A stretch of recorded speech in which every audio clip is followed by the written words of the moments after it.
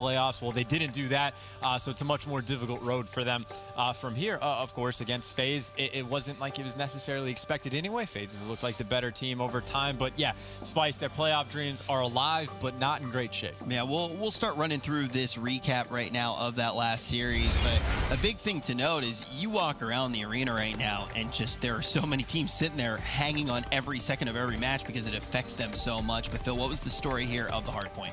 This is where I think the map and series actually could have been won and lost for Splyce. I think if they took this first map, they could have got a lot of hype behind them and a lot of momentum. And we're going to break it down. Obviously, Splyce had a very good start. Individual performances, it wasn't anyone particularly going off. It was just, you know, a very good teamwork, kind of team-based game. Splyce really started to kick things up a notch. Zoomer obviously hits the 40 as well.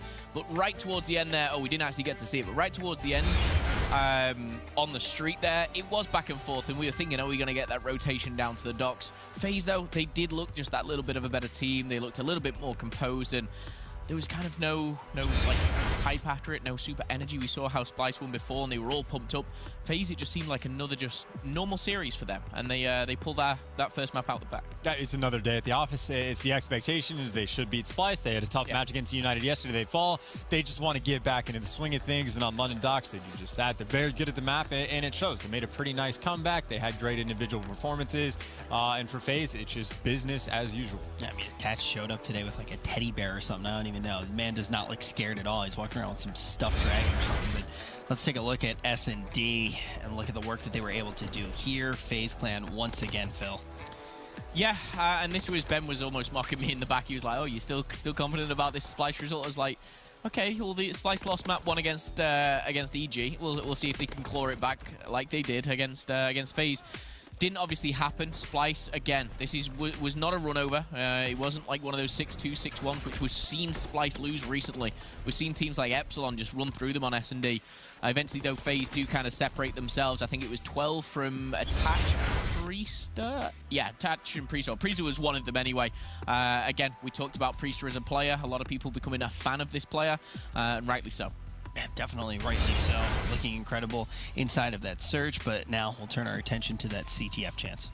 Priest MVP, I think, is the story of the series. It was the story of the CTF. Like, just to even touch on the S&D, like, Attach had a nasty start, and then Priest all of a sudden goes on a 7 streak this game. He just, taking over might not be the right phrase, but pretty goddamn close to it. It just gets streaks, gets a bunch of kills, leads the lobby. He does it all. Like, again, we've touched on it quite a few times. I feel like Priest, over this entire course of World War II, we've been talking about, like, we keep calling him underrated. At a certain point, it's just like he is one of the better players in the world. The man's a beast, but everyone from FaZe is, man. Like, I legitimately think this team has a very good case for being top 3 in the world. Like, I know you talk about the division battles, and I know LG probably maybe has a better case above them, but FaZe is a team I'm terrified of. I don't care who I am, even if I'm Rise Nation. Rise Nation, that clear-cut #1, I'm still scared of FaZe. I think they're a difficult matchup for everyone, and especially when they bring things together, when they have games like that, when Attach is going off in S&D, when Priest has himself a monster series, FaZe is terrifying, legitimately so.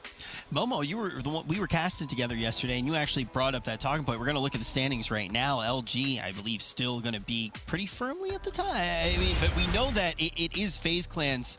They have the ability to actually take this #1 spot away from LG. I believe that there's going to be a head-to-head matchup, but